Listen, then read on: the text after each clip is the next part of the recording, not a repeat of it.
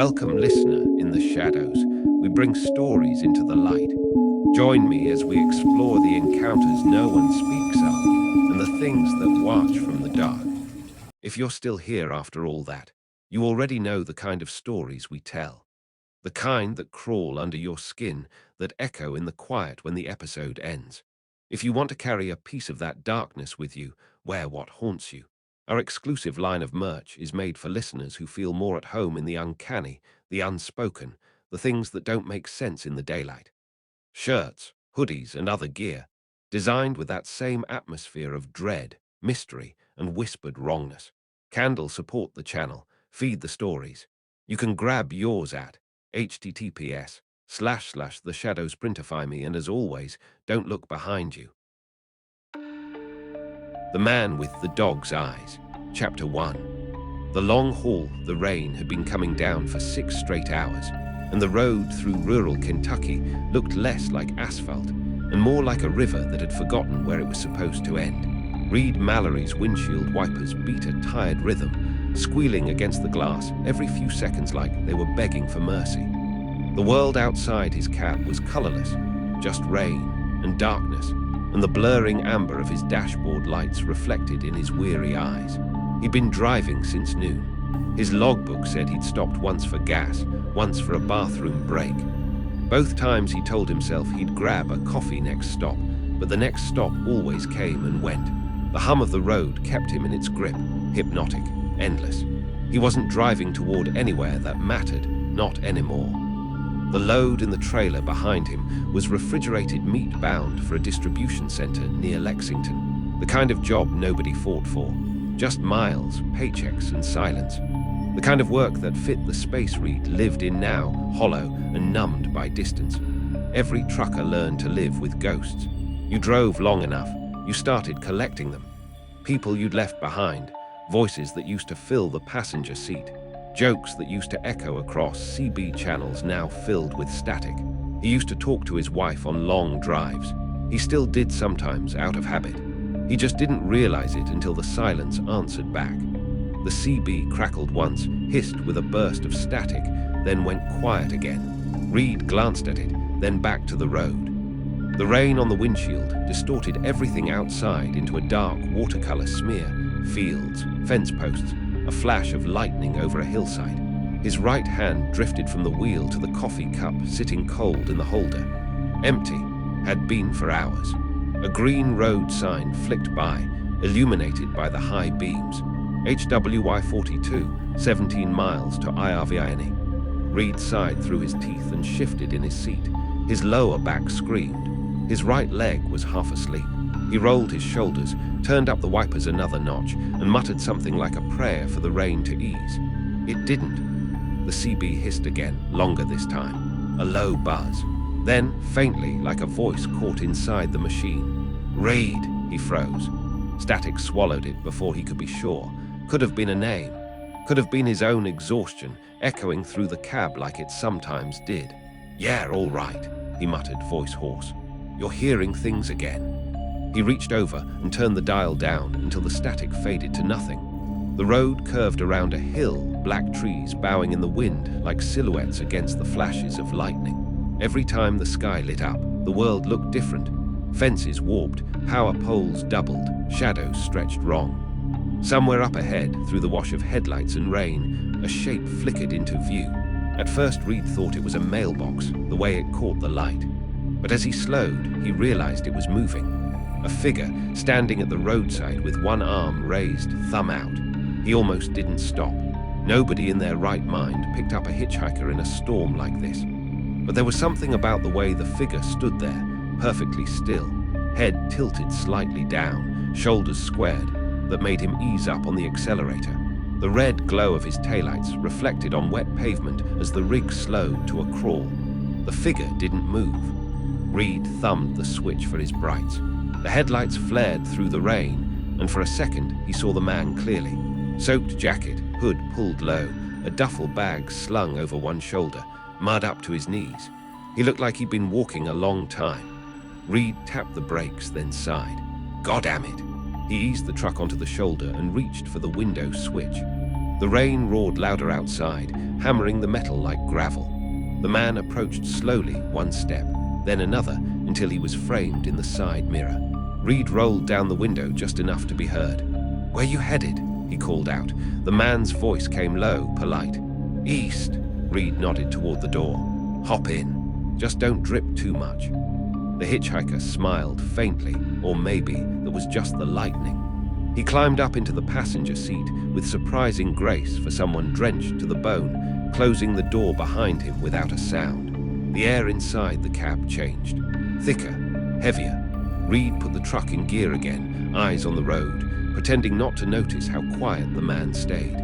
The storm rolled on outside, thunder like a warning buried under miles of black sky. The wipers squealed once more. The engine hummed, and somewhere behind all that, faint but steady, Reed could hear breathing that wasn't his own. Chapter 2. The flash on Highway 42. The storm was worse now. Rain slashed at the windshield in ribbons so thick they seemed to move sideways. The wipers could barely keep up, smearing everything into streaks of shadow and glare. Lightning rolled across the clouds like veins of fire, and each flash brought the world into sudden, alien focus before plunging it back into black. Reed drove in silence. The hitchhiker hadn't said a word since climbing aboard. He sat with his hands folded neatly in his lap, his duffel bag tucked between his boots, the hood still drawn over his head. Even now, Reed couldn't see his face clearly, just the outline of a man who seemed too still, too deliberate. The cab smelled faintly of wet earth, not rain, not mud, something older, a smell like wet fur left in the sun too long. Reed cracked the window to let in some air, but the wind just pushed the smell back in. He gave up after a moment and focused on the road instead. "Hell of a night to be walking," he said finally, trying to make his voice sound casual. The man gave a small nod. "Been a long way." "You from around here?" The man paused. "Used to be." The way he said it made something inside Reed tighten. Not is, not still am, used to be. He nodded slowly, glancing at the man out of the corner of his eye. The hitchhiker was staring straight ahead, unmoving. In the flashes of lightning, his profile flickered sharp and still, like he was carved from the dark itself. "What brings you out this way?" Reed pressed, trying again. "There ain't much east of here, 'cept trees and old mining towns." The hitchhiker's mouth twitched, the smallest of smiles. "Looking for work," he said. "Old work," Reed frowned. "Old work?" The man didn't answer, just kept watching the road. Outside, the rain thickened again, blurring the white lines into watery ghosts. Reed flicked on his high beams, but it barely helped. For a few minutes, the only sounds were the steady hum of the engine, the rain, and that low, rhythmic breathing from the passenger seat. Reed could feel it. Not just hear it, feel it. Each breath seemed to pull at the air itself, like the cab got smaller with every inhale. He wanted to turn the radio on, break the silence, but his hand stayed frozen halfway to the dial. It felt wrong, like sound might make things worse. Then a flash. Lightning tore across the sky, and for half a heartbeat, the inside of the cab lit up like daylight. Reed turned his head just slightly, and that's when he saw them, the eyes. The man's pupils gleamed yellow. Not a trick of reflection, not just light. They burned like animal eyes caught in the high beams. Amber, wet, alive. Reed's chest went cold. The truck lurched as his hands jerked on the wheel. Tires hissed against water. When he looked again, the man's face was turned toward the window, calm, unbothered. In the next flash of lightning, the reflection looked normal, dull, human. Reed tried to laugh. It came out as a nervous exhale. "Christ, guess I'm more tired than I thought." The man didn't move, didn't blink. Then softly, almost kindly, he said, "You shouldn't drive tired, Reed." The sound of his own name made Reed's skin crawl. He hadn't told him that. The next flash of lightning came without thunder, bright and white, the kind that burned an image behind your eyes. And for that frozen instant, Reed saw the hitchhiker's face full on. The skin around his mouth was stretched wrong, as though something larger was smiling from behind it. Then the light was gone. Reed blinked hard, gripping the wheel. The road was empty again, the storm swallowing the world outside. The man in the passenger seat hadn't moved at all. But in the hum of the tires, beneath the wind and the rain, Reed could have sworn he heard it. the faint, soft sound of panting, like something waiting for the next flash. Chapter 3, The Hitchhiker. The storm didn't let up. If anything, it thickened into something heavier, a pressure, a weight that pressed against the windshield like the sky itself wanted in. The wipers were useless now, slashing back and forth against a tide that never ended. Reed drove slower, eyes straining to keep the white line centered. The trailer swayed behind him on the slick asphalt, every gust of wind pushing at 40 tons of steel and freight. His heart was still hammering from what he thought he'd seen, those yellow eyes, that wrong smile. But the longer he kept the road under his wheels, the easier it was to pretend it hadn't happened. Fatigue, that was all it was. 48 hours on the move, 2 hours sleep in a rest-stop lot, and a steady diet of caffeine and road salt. He'd seen stranger things under worse conditions. Shadows, faces, animals standing on 2 legs that were just tricks of fog and light. That's what he told himself. That's what he tried to believe. The hitchhiker sat beside him, motionless. Still had the hood pulled low, still hadn't fidgeted once. His duffel bag was wedged between his boots like a precious thing, his hands folded neatly over it. Reed cleared his throat. "You said you were headed east." "Yes. You got a town in mind, or just following the road?" "Following," the man said quietly. "It goes where I need to go." The voice was smooth, soft enough that Reed almost missed the edge to it, that low rasp just under the vowels. Something about it made him think of gravel and breath at the same time. "Well," Reed said after a moment, "I'm running through Irvine. If you're going farther, you'll need to catch a different route there. I can drop you at the diner off 42. The man nodded slowly, almost mechanically. "I know it." Reed's hand paused on the wheel. "You been there before?" The man didn't answer right away. His head turned slightly, just enough that Reed caught a glimpse of his mouth in the dim dashboard light. The corners of it twitched again, like the beginning of a smile that never quite finished forming. "Once," he said. "Long time ago." Reed wanted to keep talking, but something in his throat wouldn't let him. He realized the cab had gone completely silent, except for the rain, no radio, no CB static, no engine hum. The usual background drone of the truck was gone. He glanced at the gauges. RPM needle flat, oil pressure steady, speedometer dead center. The truck was moving. He could feel the vibration under his feet, but the dials weren't responding. Then the man spoke again, and the air felt too close around them. "You ever get lost out here, Reed?" The way he said his name made Reed's knuckles go white on the wheel. "You said that before," he muttered. "My name? How do you?" The man turned his head just enough for Reed to see the curve of his cheek under the hood. "You said it first." "No, I didn't." "You did," the man said simply. "When you stopped the truck." Reed's stomach turned. His mind clawed back through the memory, the rain, the figure in the headlights, the moment he'd rolled down the window. Had he said, "What's your name?" "Mine's Reed." He couldn't remember. "Long haul, huh?" the man said softly, almost kindly. "Gets lonely," Reed swallowed. "You could say that." The man shifted slightly, the leather of his jacket creaking. "Sometimes the road sounds like it's talking. Ever notice that?" Reed glanced at him, trying to make out his expression in the half-light. "What do you mean?" The man tilted his head, listening. "When you're alone long enough. The sound of the tires, the engine, they start making words." Reed forced a dry chuckle. "You've been on foot too long, friend." The man's voice dropped to a murmur. "You start hearing it after the 3rd night, when the rain's hard enough, when the road's empty. You'll hear it too." Lightning flared again, blinding white through the glass. For a fraction of a second, Reed saw the man's reflection in the windshield, clear as day. And in that reflection, the hood was gone. The face staring back at him wasn't quite human. The mouth was too wide. The skin was pulled taut, thin and pale as paper. And the eyes were a predator's. Yellow, wet, gleaming with the faint shimmer of light reflected from inside. Then the light was gone, and the cab was dark again. Reed kept his eyes on the road, jaw locked, refusing to look again. He told himself it was lightning, just lightning. But the sound that came next, that soft, deliberate sound of nails, dragging once down the inside of the passenger door, made him realize the man hadn't stopped smiling. Chapter 4, The Rest Stop. The rain had thinned by the time Reed reached the exit sign for the rest stop, but the clouds hung low, strangling what little light was left. It wasn't late, maybe 10 at night, yet the world felt posthumous, like it had been abandoned hours ago. The interstate was empty in both directions, and the faint hum of his rig felt too loud, too exposed. He pulled off the highway, tires hissing on wet pavement. The rest stop appeared ahead through the drizzle, a cluster of flickering sodium lamps, a vending machine hut, a picnic area half swallowed by shadow. A pair of semis sat idling near the back lot, their hazard lights blinking in a slow, syncopated rhythm.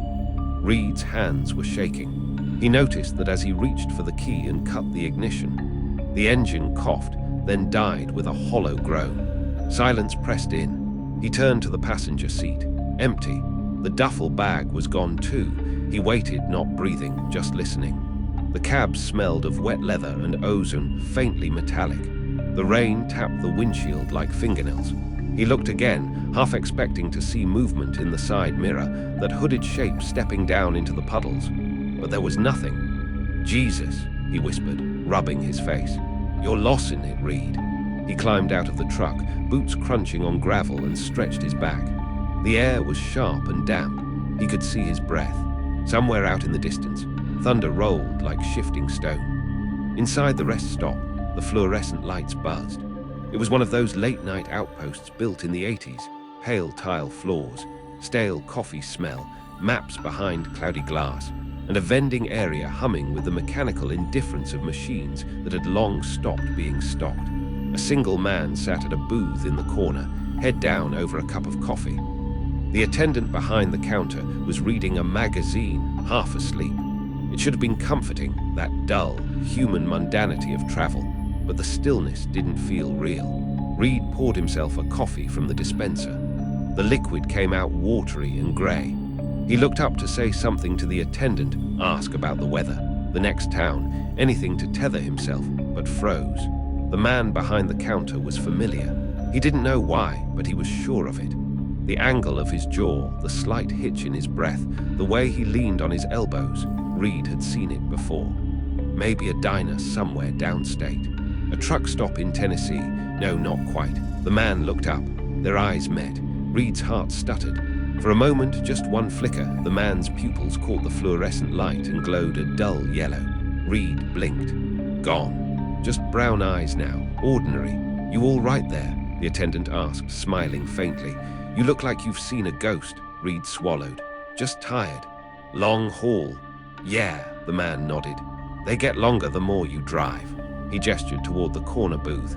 "You can sit if you want. Place is dead tonight." Reed hesitated, then walked to the booth and sat down. The man in the corner hadn't moved at all, just kept his head down, coffee untouched. Reed stared at the condensation on the window beside him. The rain outside was still falling, but slow now, rhythmic. It pattered like breathing. Then a sound, a faint click, something metallic. He turned. The man in the corner booth was standing now, sliding something into his pocket. Reed caught a glimpse of something small and brass, a motel key. Room number etched into the tag. Reed's chest tightened. He'd never told anyone that number, not since the last stop, not since the motel off Highway 42. The man walked past him without a word, boots leaving wet prints on the tile. Reed half stood, uncertain if he should follow, when the attendant spoke again. "Coffee's on the house, by the way," he said, eyes still on his magazine. Reed nodded slowly. "Thanks. Drive safe, Reed." The cup slipped in his hand. Hot coffee splashed across his wrist. He stared at the attendant. "What did you just say?" The man's eyes flicked up, expression calm. "Said drive safe." "No. You said my name." The attendant frowned slightly, puzzled. "You've been here before, haven't you?" Reed felt the blood drain from his face. He backed toward the door. "No," he whispered. "I haven't." The attendant smiled faintly, the same almost smile the hitchhiker had given him in the cab. "Sure you have," he said. "You always stop here first." Reed pushed through the door and stumbled into the rain. He ran to his truck, boots splashing through puddles, breath fogging in the cold. The cab loomed ahead, half reflecting the glow from the rest stop lights. He reached for the handle and froze. There was someone sitting in the driver's seat. just barely visible through the misted glass. The shape turned slowly toward him, and in the glow of the street lamp, Reed saw his own reflection, except the eyes looking back weren't his. They were yellow. Chapter 5. The static channel, the highway unspooled ahead of him in a straight grey vein, wet and endless beneath the clouds. Reed's knuckles were white on the wheel. The hum of the diesel engine filled the cab, steady and low. The only sound left after the world had gone quiet again. He hadn't looked in the rearview mirror since the rest stop. He couldn't. The memory of that reflection, those animal eyes, glinting where his should have been, pressed against his skull like a fever dream. He kept trying to convince himself it was the light, a trick of exhaustion and adrenaline. He'd been driving 16 hours straight, soaked, starving, overstimulated. Maybe he'd never even gone inside that rest stop. Maybe he'd fallen asleep at the wheel, but the smell of that watery coffee still clung to his sleeve, and the seat beside him was damp. He switched on the CB, mostly out of habit, just wanting another voice in the cab. The channel hissed open, static rolling in like surf. He turned the dial, hoping for a trucker, a dispatcher, anyone. Breaker 19, this is southbound out of Evansville. Anybody got eyes on the storm up ahead? Nothing. The static ebbed, deepened, then broke into a whisper of half-speech. Something there, not voice, not quite, threaded through the noise. He turned the volume up. Eed, Reed froze. He waited, pulse thundering in his neck. The static hissed, ebbed, returned. Reed, he slapped the knob, heart hammering. Who is this? The voice came again, clearer now, but low, guttural, like someone forcing words through a mouth too unfamiliar with them. You're going the wrong way. Reed's throat closed up. What? Wrong way, Reed. His headlights cut through another mile of rain. Nothing ahead but asphalt. No taillights, no signs, no other trucks. Just the yellow lines stretching into mist. He gripped the mic. Who the hell is this? You got a call sign. The radio fell silent. Then, faintly, did you pick him up? The voice fractured like two people speaking over each other. Reed's hand trembled. What did you just say? Static. Then the same phrase again, clearer this time, and unmistakably in his own voice. Reed, did you pick him up? His stomach dropped. He shut off the radio, the click echoing too loud. The cab went silent again, but it didn't feel empty. The air felt thicker now, charged, as if it were listening. He caught movement in the corner of his eye, a shape just outside the passenger window. His head snapped toward it, nothing. Just streaks of rain on glass. Get a grip, he muttered, knuckling his temple. It's just static, it's just noise. He glanced at the clock on the dash. The green digits flickered, 2:03 a.m., then blinked out completely. The headlights dimmed. The dashboard lights fluttered, died. The rig shuddered like it had hit a deep rut, though the road was smooth. Then another sound, low, wet, like breathing, from the passenger seat. Reed didn't turn his head at first. He stared straight ahead, breath trembling. The window fogged over slowly. Shapes moved in the mist. The faint outline of a hand pressed against the glass, long fingers splayed too wide. Then another hand mirrored it from the outside, perfectly aligned. He turned, finally, and saw himself sitting there. Same face, same soaked jacket, same cracked knuckles on the steering wheel. Only the eyes were wrong, animal eyes, reflecting faint gold in the dashboard light as the power flickered back on. Reed screamed and slammed the brakes. The truck fishtailed on the slick highway, tires shrieking. The figure didn't move, didn't blink, just stared as Reed flung the door open and stumbled out into the rain. He hit the asphalt hard, rolling, mud soaking into his jeans. The rig screeched to a halt a dozen feet ahead, idling crooked across both lanes. When he looked up, the driver's seat was empty again. The CB crackled softly from inside the cab, then a voice, low, calm, and unmistakably his own. Breaker 19, it said, tone friendly. This is Reed, northbound out of Evansville. Roads are clear. Reed stared through the rain as his own voice echoed from inside the truck, easy and unbothered. Then the headlights brightened, blinding him, and the rig began to move. He scrambled to his feet, slipping in the mud. Stop! Stop the damn truck! The 18-wheeler rolled forward, tires cutting through puddles, cabin lights glowing warm behind the windshield. For just a second, a heartbeat, he saw the driver inside. It looked exactly like him. except for the eyes. They caught the lightning as it split the sky, gleaming yellow, hungry, and utterly wrong. And then the rig drove away into the storm. Chapter 6. The motel with no vacancy. The rain had turned to mist by the time Reed stumbled into the glow of the neon sign. It blinked between vacancy and no vacancy, sputtering like it couldn't decide what truth to tell. He stood there in the gravel lot, soaked to the bone, staring up at the sign until his breath came out in fog. The road behind him was empty, no taillights, no hum of his rig, no proof that the last 6 hours had happened at all. The motel crouched low against the hillside, 12 rooms in a crooked line, their doors peeling red paint. A thin stream of water ran through the parking lot, carving little channels through the dirt. The sign's flicker made the whole place look like it was breathing. He half staggered to the front office. His hands were shaking so hard he had to steady himself on the doorframe before going in. The bell above the door chimed softly. The lobby was small, just a counter, a plastic ficus in the corner, and the faint hum of a soda machine. Behind the counter, an old television played some late-night weather broadcast on mute. A woman appeared from the back room. Her hair was grey and tied back, her expression kind in a way that instantly made him want to cry. "Rough night?" she asked gently. He nodded. "Truck broke down a few miles back. Just need a place to crash till morning." Her smile didn't waver, but her eyes flicked to the window. "Storm like this'll do it. I can put you in a room, sure. Not many folks out tonight." Reed glanced at the key rack behind her, all metal tags and worn brass. Each one had a number stamped deep into it. Room 101, 102, 103, all the way down to 203. That number again. His stomach twisted. "Anything but 203, he muttered before he could stop himself. The woman blinked. "What's that?" "Nothing, sorry." She handed him a key, room 107. Her fingers lingered on it for a moment longer than felt right. "Stay inside tonight," she said. "Sometimes we get folks wandering in off the highway looking for rides. Don't open the door for anyone you don't recognize." Reed frowned. "That a common thing?" Her eyes flicked toward the rain. "More than it should be." He took the key, muttered a thanks, and headed down the walkway. The rain had quieted to a steady drizzle.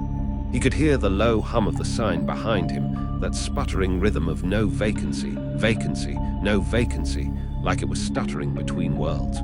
Room 107 was halfway down.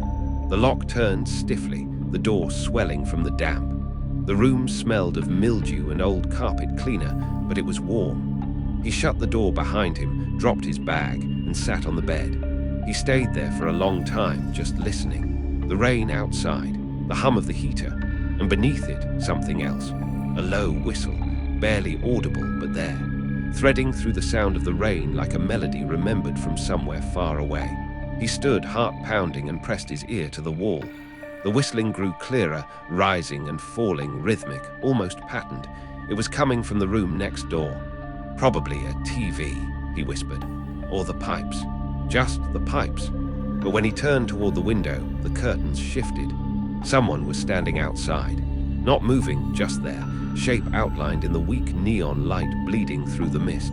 He could see the curve of the shoulders, the tilt of the head. The figure lifted a hand, and in that flickering half-light, Reed saw it again, eyes that reflected gold. He stumbled backward, knocking the nightstand over. The lamp hit the carpet, flickered out. He froze in the dark, listening, the rain now replaced by that whistling, clearer, closer. It wasn't outside anymore. It was behind the door. He took a shaky breath, reached for his phone. No signal, no bars. The screen showed 2:03 a.m., that same impossible hour. The knob rattled once, then again, then stopped. He waited, every nerve pulled tight, but nothing else came. No footsteps, no sound. Just the long, heavy silence pressing down again. When he finally built the courage to move, he inched toward the peephole. The hallway was empty, just the steady drip of water from the eaves outside. He exhaled slowly, forcing a laugh that didn't sound like his own. "You're losing it," he whispered. He sat on the bed again, rubbing his face. The room felt too small, the air too stale. The heater's hum seemed to pulse in time with his heartbeat. He leaned forward, elbows on his knees, eyes half-lidded, and froze. In the black reflection of the television screen across the room, something was moving behind him, a figure sitting on the edge of the bed. He turned, heart hammering, but the space beside him was empty. Only the indent on the blanket remained, and when he looked back at the TV, the reflection was gone. But for just a second, before the static rolled across the dark glass, he saw something flicker there, a face too close to his own, and eyes that glowed yellow. Chapter 7. The highway that loops. The sun should have risen hours ago. Reed didn't remember falling asleep, but he woke to a bruised kind of light leaking through the blinds, a dim, colorless glow that looked like dawn dying in the wrong direction. His head throbbed, mouth dry as ash. The room was empty. The indent on the bed was gone. For a while, he just sat there, staring at the door, waiting for something else to move. It didn't. The clock on the nightstand blinked 2:03 a.m. He unplugged it, but the digits stayed lit, pulsing faintly through the dark. By the time he stepped outside, the rain had stopped. The air hung heavy, smelling of wet earth and diesel. He could hear the highway again, that low, endless drone of engines somewhere beyond the trees. Room 107 was silent behind him. The rest of the motel looked deserted. Every door was shut, every curtain drawn. The neon sign out front still flashed no vacancy, its reflection pooling in the rainwater like a heartbeat. He climbed into his truck. The cab was still damp, the seat creaking beneath him. He didn't dare check the passenger side mirror. When he turned the key, the engine stuttered, coughed, then roared to life. The radio came on automatically, volume low, static. He left it on. The highway met him empty. No cars, no signs. Just the same long stretch of cracked asphalt, cutting through a fog that never seemed to thin. He drove for what felt like hours. Trees blurred by, black and skeletal. The world stayed stuck in a kind of perpetual twilight. Every now and then, a green exit sign would emerge from the mist, mile marker 23, rest stop ahead, then fade again, swallowed by grey. He told himself he'd passed that sign before. He told himself he must be circling some back route, missing his turn. But with every mile, the road looked more like itself. The same potholes, the same crooked reflector posts. And then, after what should have been 50 miles, he saw it. The neon sign, no vacancy, blinking slow, patient. He slammed on the brakes, heart seizing, the rig fishtailed, tires shrieking. He stopped just shy of the motel driveway, mud splashing up onto the windshield. It was the same place, every detail identical. Room 107, the office with its yellow lights still on, the soda machine humming in the corner. But the strangest thing, his own truck was already parked in front of the office. He stared at it, cold flooding his veins. His headlights illuminated it just enough to see the license plate, the mud on the tires, the dent in the bumper, every inch matched. The only difference was the figure sitting in the driver's seat. Reed killed the engine. The radio hissed softly. He sat there for a full minute, not moving, breath fogging the glass. The figure in the other truck didn't move either. Lightning flickered far away, lighting the world in a flat grey wash. For that split second, he saw it clearly, the same face, same jacket, same wide eyes staring back at him through the rain. And when the thunder followed, delayed and distant, the reflection smiled. Reed hit the gas. The tires screamed against wet pavement as he tore back onto the highway, lungs burning. He didn't care where the road went now, only that it went away. He drove until the mist thickened, until the trees melted into shadows. The CB crackled, a voice slipped through the static. Reed, he twisted the dial, shaking his head. No, no, no. You missed your exit again. He turned the radio off. It clicked, but the sound didn't stop. The voice came from behind him now, just under the hum of the engine. You always miss it. Reed's foot slammed the pedal harder. The speedometer climbed. The road stayed straight, featureless. A few minutes later, a green sign loomed through the fog. Mile marker 23, rest stop ahead. His throat went dry. No, he whispered. He passed it. The fog thinned. And ahead, waiting in the low valley, that same crooked strip of red doors and flickering light. The motel, still there. Only this time the sign no longer flickered. It glowed steady, unblinking, vacancy. And as he rolled past, every single room light turned on at once. He watched them flare to life in a ripple, 101, 102, 103, all the way down to 203. He didn't stop.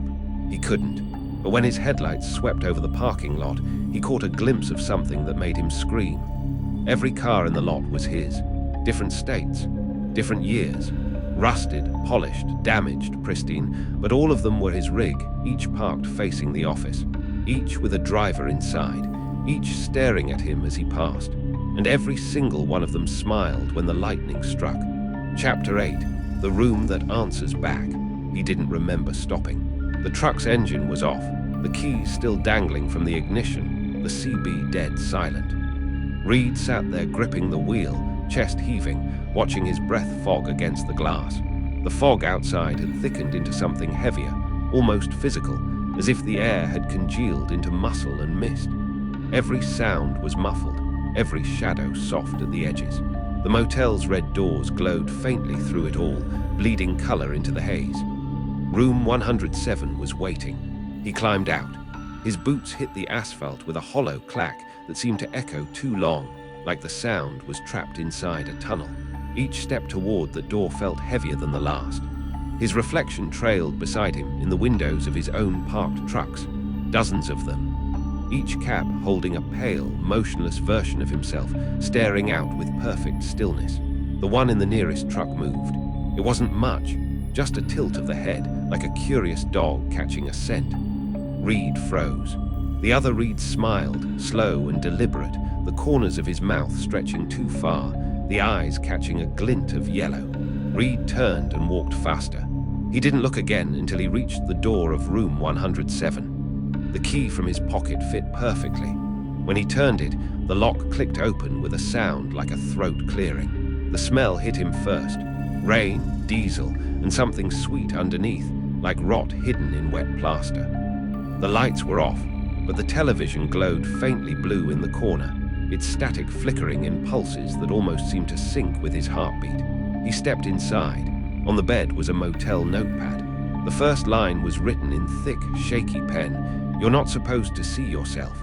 The second line, "Close the door before he does." He looked back. The door was still open. And out there, through the fog, something was walking toward him, its gait wrong, like its joints were guessing which way to bend. It moved at a steady pace, unhurried. The closer it got, the more Reed realized it wasn't just a version of him. It was the current one, the one still standing outside the truck. His own movements a few seconds delayed. He slammed the door shut and threw the latch.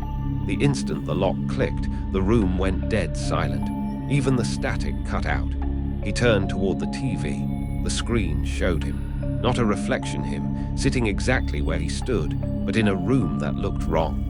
The wallpaper was water-stained and peeling. The air in that version was darker, denser, as if filmed through tar.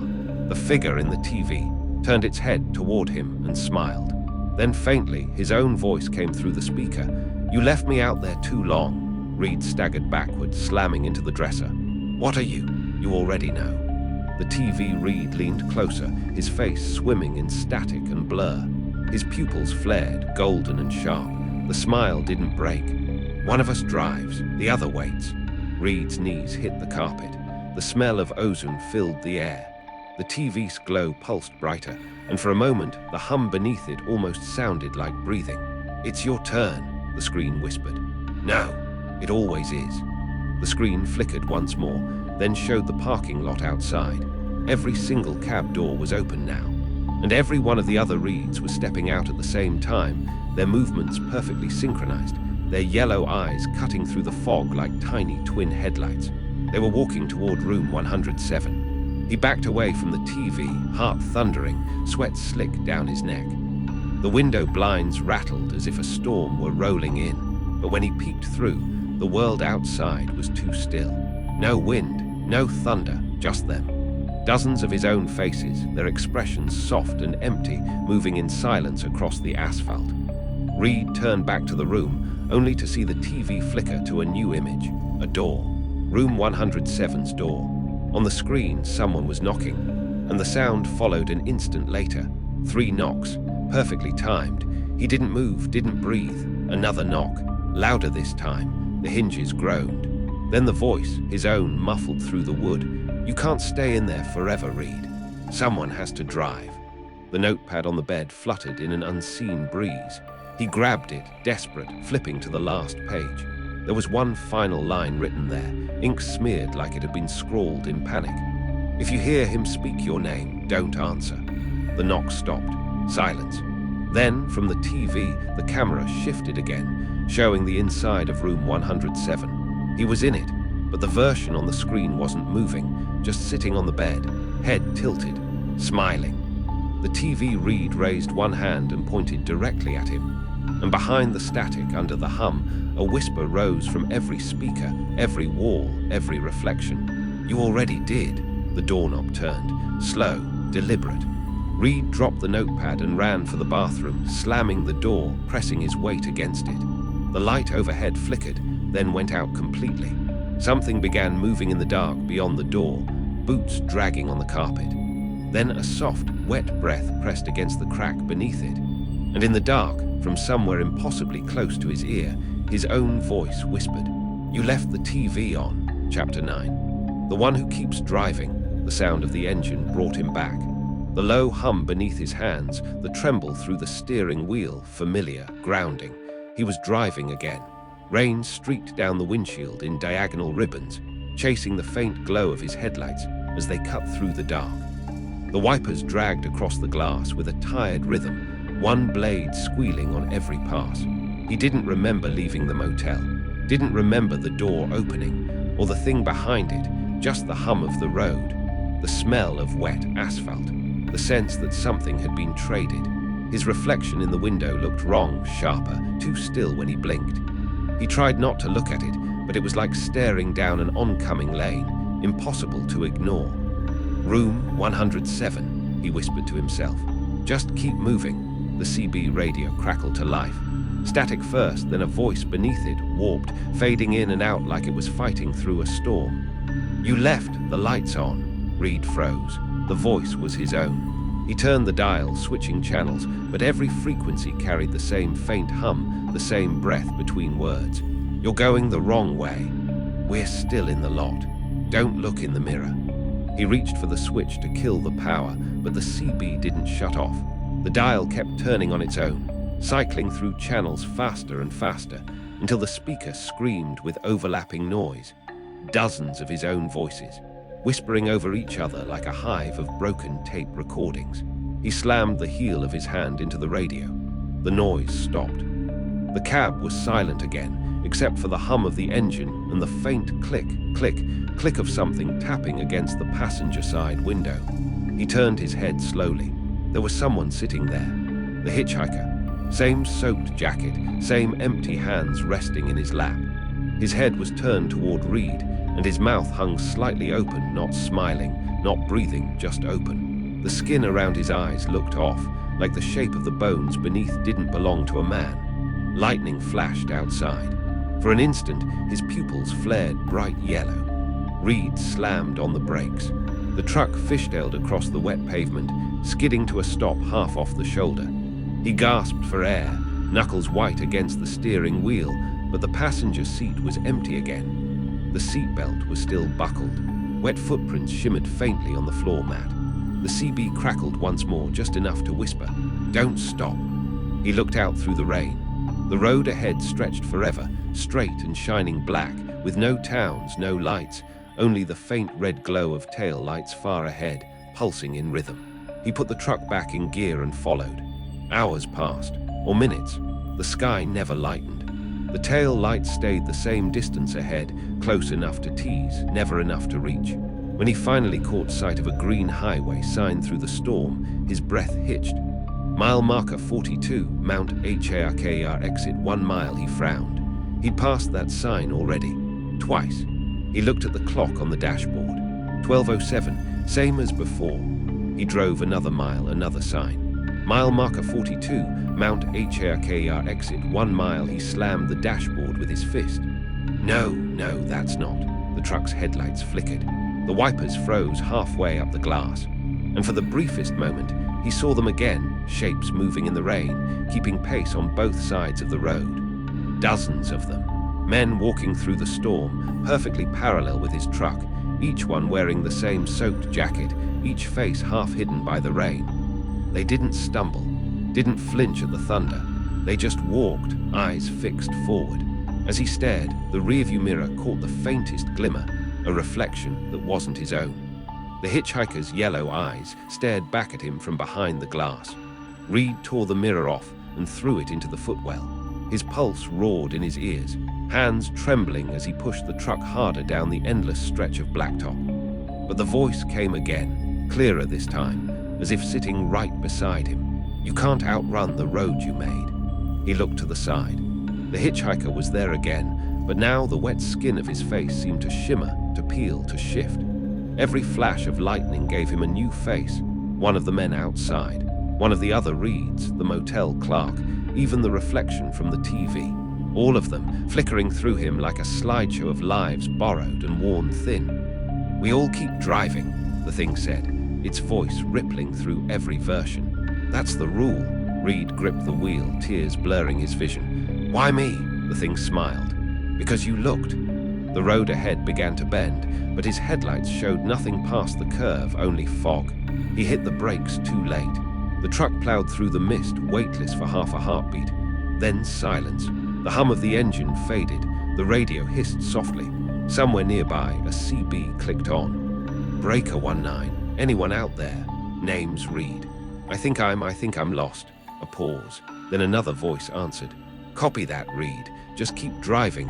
You'll see the lights soon." The faint hum of tires on wet pavement filled the air again. And in the fog ahead, two yellow glints shone through the darkness, moving toward him, steady and low, like the eyes of a dog waiting for its turn behind the wheel. Chapter 10, the last rest stop. The rain had stopped. Not faded, stopped.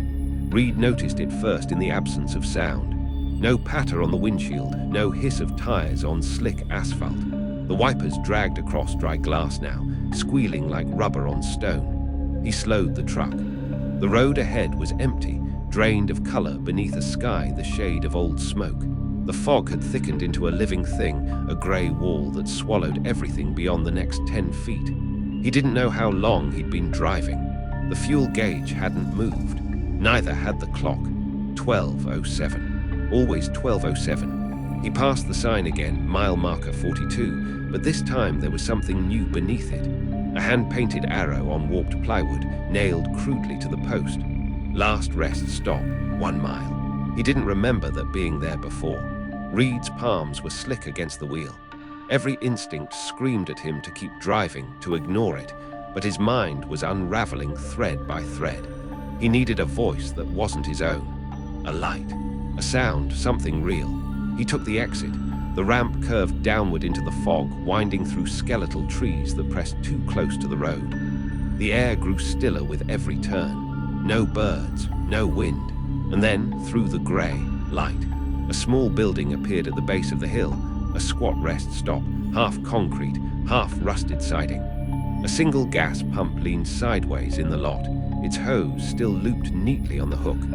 The neon sign flickered weakly above the roof. Open 24 hours. He parked near the door and killed the engine. The quiet hit like a physical weight. The fog coiled at the edges of the lot, almost breathing, and the smell of wet dirt and diesel hung heavy in the air. When Reed stepped out, his boots sank slightly into a thin layer of silt, too soft for asphalt. He crouched down. The surface wasn't blacktop. It was something darker, packed soil mixed with coal dust. He brushed it off his hands and froze. There were prints in the dirt, bare feet, dozens of them, all leading to the door. The bell above the entrance jingled when he stepped inside. The light flickered overhead, yellowed, buzzing fluorescent tubes that seemed to hum in tune with his heartbeat. The rest stop was small, a vending area, a counter, 2 hallways. Everything coated in the faint smell of mildew and engine oil. Behind the counter stood a man. He wore a mechanic's coverall, hands resting neatly on the counter like he'd been expecting someone. His face was shadowed, but when he smiled, the teeth looked too sharp, too many. "Long night?" the man asked. Reed hesitated. "Yeah, I didn't think this place was open." The man's head tilted slightly, as though tasting the words. "Been open a long time." He slid a small cup toward Reed, coffee, dark and steaming. Reed hadn't said he wanted any. "Where exactly am I?" Reed asked, voice tight. "This exit wasn't on the map." The man nodded once, slow and deliberate. "Most maps don't go this far." Reed stared down at the cup. The steam rose in faint, twisting shapes, faces flickering within it, forming and dissolving like something remembered. He pushed it away. "I just need directions back to Route 40, Reed said. "Heading west." The man's smile didn't falter. "You've been heading west for hours." He turned slightly, pointing toward the window. Through the fogged glass, Reed saw his truck idling, headlights cutting across the empty lot. Except the silhouette in the driver's seat wasn't his. Someone was sitting there, motionless, watching the building. Reed's stomach twisted. "Who the hell is that?" The man didn't answer. His gaze flicked to the reflection in the window, not the person outside, but behind Reed. Reed turned. A row of vending machines lined the back wall. Their glass fronts had fogged over, slick with condensation. Beneath the grime, a faint handprint appeared from the inside of the glass. Then another. Then a face pressed forward, the reflection of something too long, too thin, moving just behind the machine's mirrored surface. He stumbled backward, knocking over the stool behind him. The man behind the counter leaned forward, eyes glinting. "You should go now." Reed didn't need to be told twice. He ran for the door, slamming through into the grey air, only to stop short. The lot was empty. No truck, no pump, no sign, just fog. He spun around. The door he'd just come through was gone, replaced by a blank concrete wall. The rest stop had dissolved into the mist, leaving him standing alone on what looked like the surface of the highway, cracked and pale underfoot. The faint hum of an engine grew behind him. Headlights appeared through the fog. It was his truck. The driver's silhouette leaned toward the glass, hand resting against the window, a familiar outline. His outline. The voice came through the air, clear this time, not through the CB, but through the wind itself. "You're just catching up, Reed." He stepped back, shaking his head. No, The truck stopped beside him. The window rolled down, and from the driver's seat, his own face looked back at him, eyes glowing faint yellow. "We all stop here eventually." The passenger door opened with a click. Reed looked down. There were bare footprints leading up to it, his own. Chapter 11, The One Who Never Left. The door hung open, and the cab light flickered like a pulse.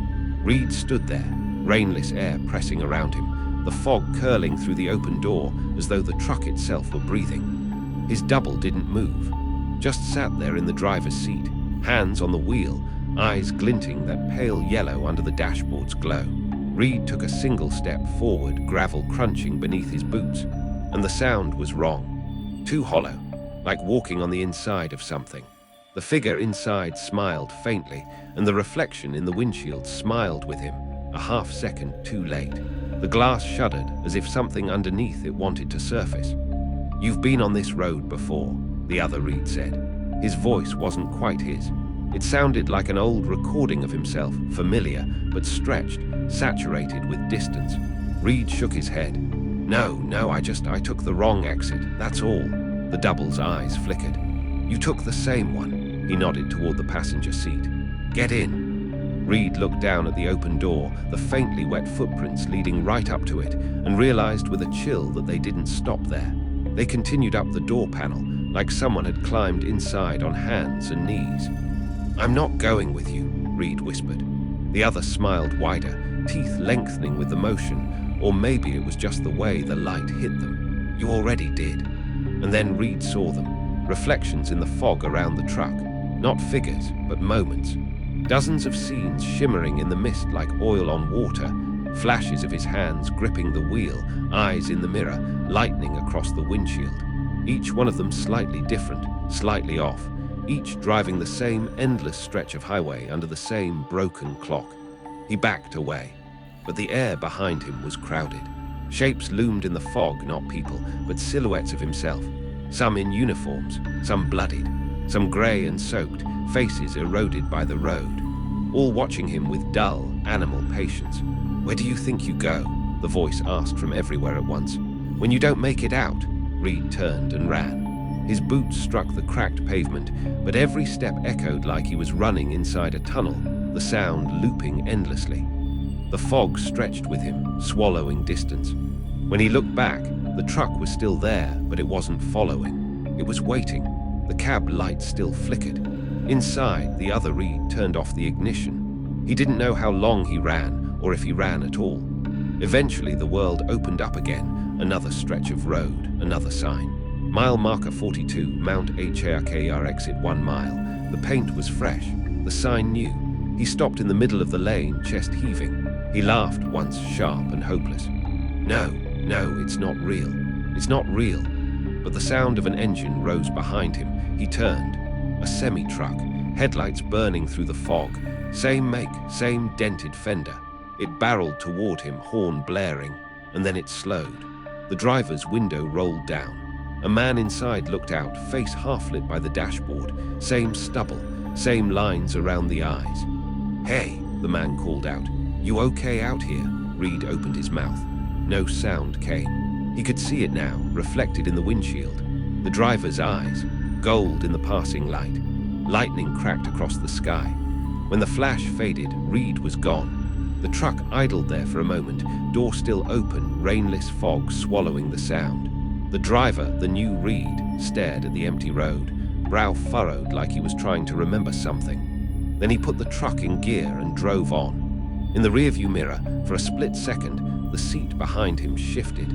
Something sat upright, wet, patient, smiling. "Keep driving," it whispered. And somewhere, not far behind, the last rest stop flickered back into view, its neon sign still humming faintly above the black water pooling in the lot. Open 24 hours. You made it back for now. But the things in the dark never truly leave, do they? They watch, they wait, and perhaps they remember you now too. If you want to hear more, if you dare to listen again, step back into the shadows. Like the video. Subscribe, but know this, some doors once opened do not close so easily.